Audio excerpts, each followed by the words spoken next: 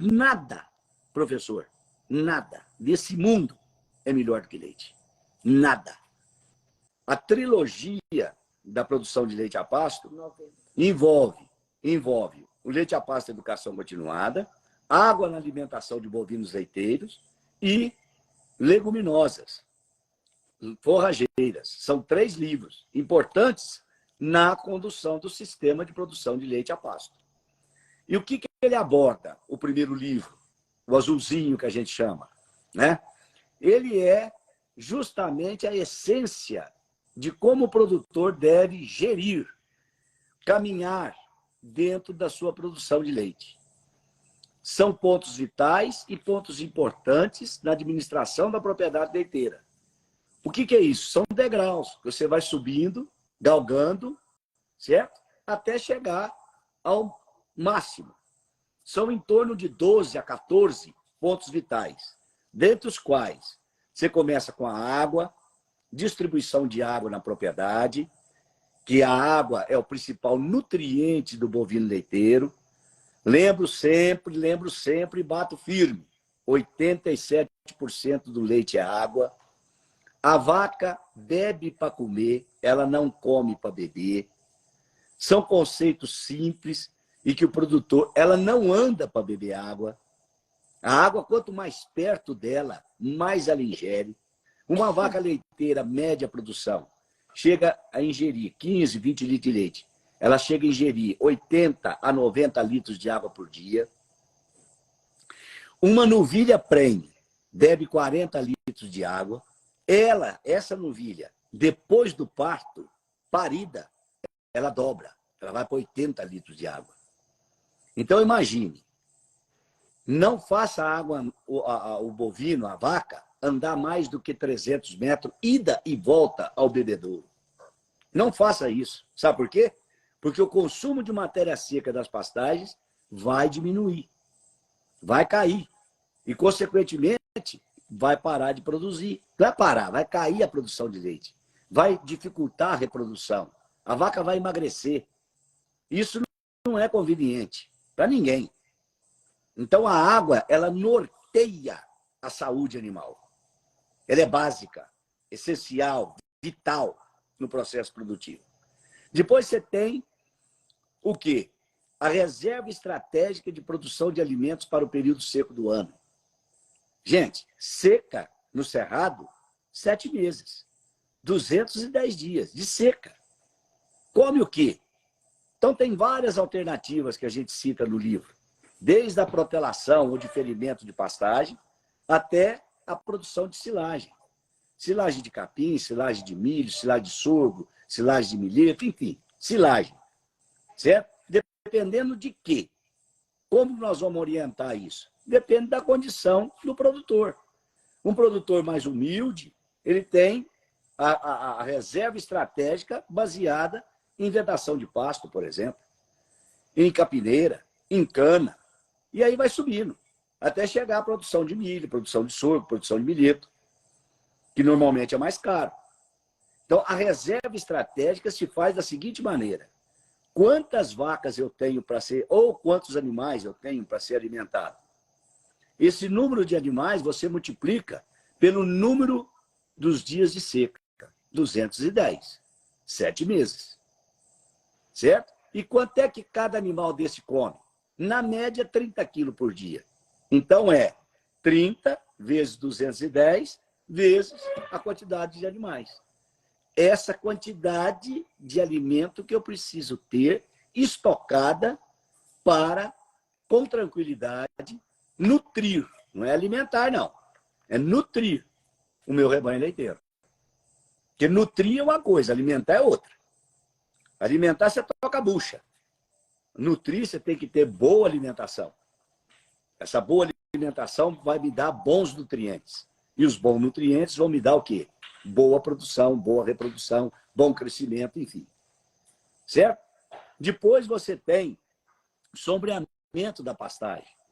Sombreamento da pastagem é importante. Gente, só para vocês terem uma ideia. Os animais que ficam à sombra nos momentos quentes, porque o que mais interfere, que mais judia do animal nos momentos quentes? não é o calor em si, é a radiação solar. O que é a radiação solar? É justamente o raio solar queimando a pele do animal. Certo? Então, isso é irritante. O que a gente faz? Sombreia. Coloca sombra.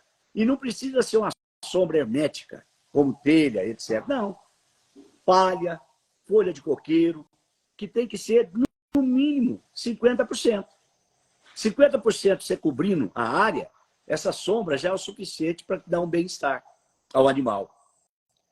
E a vaca na sombra, ela produz 25% mais leite do que a vaca no sol. Olha para você ver o tanto que a gente perde de dinheiro. Por quê? Porque ninguém alertou, ninguém falou a respeito. Certo? Outra coisa é a interação genótipo-ambiente, que eu bato na tecla muito também. O que é interação genótipo-ambiente? É muito mais do que melhoramento. É muito mais do que melhoramento. Interação na vida da gente, tudo se baseia nela. O que significa isso? Animal ruim no lugar ruim. Animal bom no lugar bom. Não inverta, não. Não me põe animal ruim em lugar bom, que você não vai ter nenhum benefício. E, ao contrário, também a mesma coisa. Certo? Então, tem exemplos vividos no campo, de pessoas. Aliás, o Brasil inteiro fez isso. Foi atrás de gado melhorado, esqueceu de melhorar a boia, esqueceu de melhorar a sua infraestrutura, esqueceu de melhorar o seu cérebro, conhecimento. Ele esqueceu de ter conhecimento. O que aconteceu? Isso sobrou. As vacas que davam 30 quilos na fazenda do Zé, na minha fazenda não passava de 5. Porque eu não tinha alimento, eu não tinha manejo, eu não tinha nada, eu não tinha sanidade, não tem nada. Nos pontos vitais, por exemplo, calendário zoossanitário. Quem tem um calendário zoossanitário na fazenda? Que pleiteia as vacinas obrigatórias, as vacinas acidentais. Quem que faz isso? Controle de verminose, controle de carrapato.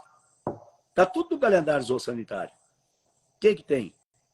Raríssimas as pessoas que têm isso. No entanto, a sanidade animal é espetáculo. Certo? E assim vai. São 14 pontos. A higiene da obtenção do leite. Ah, mas higiene vou gastar mais um. Não, você não vai gastar nada. Você vai ser higiênico na obtenção do leite. A higiene no ambiente, a higiene nos utensílios, a higiene na pessoa. A pessoa, ela transmite a higiene própria ao seu trabalho, que é a ordenha. Tudo isso está lá no livro. Passo a passo. Tema por tema. Tudo discutido. Manejo de pastagem. Olha só, manejo de pastagem. O meu amigo, pesquisador da Embrapa, eu esqueci agora, não vou falar o nome, porque senão não. Eu vou falar, não vou falar o nome porque eu esqueci.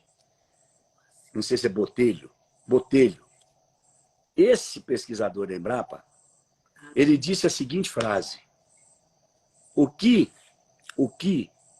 inibe, coíbe, fracassa o produtor de leite é a falta de manejo de pastagem. Se nós tivéssemos o manejo de pastagem adequado, nós íamos pintar o Brasil de branco. Eu não estou falando de capins milagrosos. Eu estou falando de manejar o capim que tem. Respeitar a altura de entrada e saída. Porque hoje é assim. Hoje, nós estamos... Na minha tese de doutorado, que foi datada de 1990, eu já mexia com a altura de pasto. Eu andava com a reguinha na mão, medindo a altura de entrada, a altura de saída, a altura de entrada, a altura de saída do capim. E isso nunca mais você vai ter degradação de pastagem. Saiu agora, recentemente, 148 milhões de hectares no Brasil estão degradados. Põe sentido se você recuperar isso e manejar isso adequadamente. Põe sentido. O que nós poderíamos fazer? Olha a potencialidade do nosso país. O que está faltando? Distribuição de conhecimento. Você ir lá e apoderar daquilo. Eu fiz eu não sei se você recebeu aí, Fabrício, um vídeo, várias tomadas de vídeo de um produtor chamado Moacir, lá aqui de Uberlândia, da Cruz Branca, da Cruz Vermelha, que ele dormia numa rede. Olha a história desse homem. Dormia numa rede, porque ele foi assentado, 11 hectares de terra, 11 hectares de terra. Lutou e conseguiu.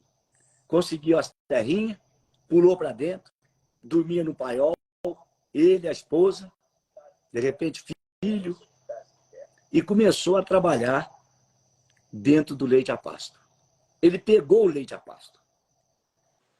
Quem que dava assistência? A prefeitura, através da Emater. E nós, então, lá, uma vez por mês, etc. O que aconteceu com esse homem? 3 anos depois, ele já estava produzindo 400 quilos de leite. 6 anos depois, 900 quilos de leite. Em 11 hectares de terra. E ele fala, nada, professor, nada desse mundo é melhor do que leite. Nada. Nenhum trabalho